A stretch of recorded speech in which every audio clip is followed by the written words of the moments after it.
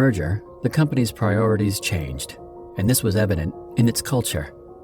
Engineers were being hounded by the company's stock price in design meetings, and there was pressure to increase it by any means necessary. At times, this meant making the designs cheaper, cutting staff by the thousands, and making them stretch the resources that they had been given. Whistleblowers have said that if they complained about errors being made or documented any of these issues, they would be punished.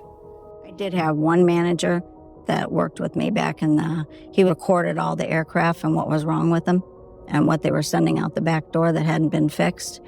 And the director of quality told him, I don't want any more of these papers or any more of these pictures sent to me.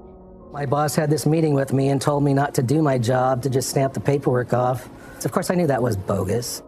Some would have their pay docked, some were fired, and some got tired of the situation and left Boeing altogether.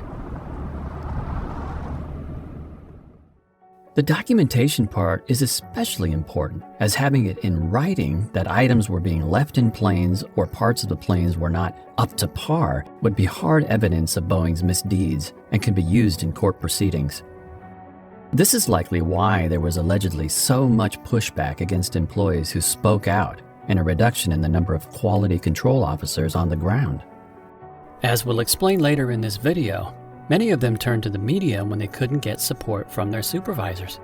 But bias and sensationalism in the news is a serious problem when it comes to topics like this.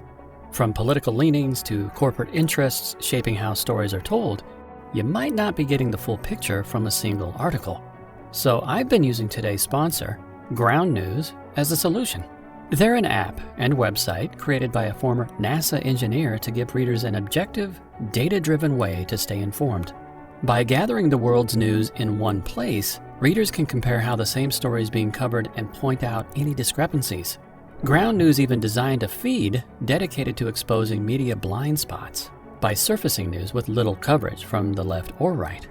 Like this story on Santiago Paredes, who said he was pressured to hide defects. I wanted to learn more about him for my section on whistleblowers.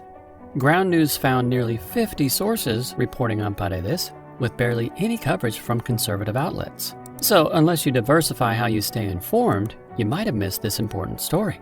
But scrolling through their list of articles, I could easily see the full spectrum of coverage with convenient tags indicating who owns the outlet and how credible their reporting is. Like The Independent writing Paredes is always looking in his rearview mirror, implying how afraid he feels for his safety, while Fox News reports on Paredes being told to falsify information to move planes along. Imagine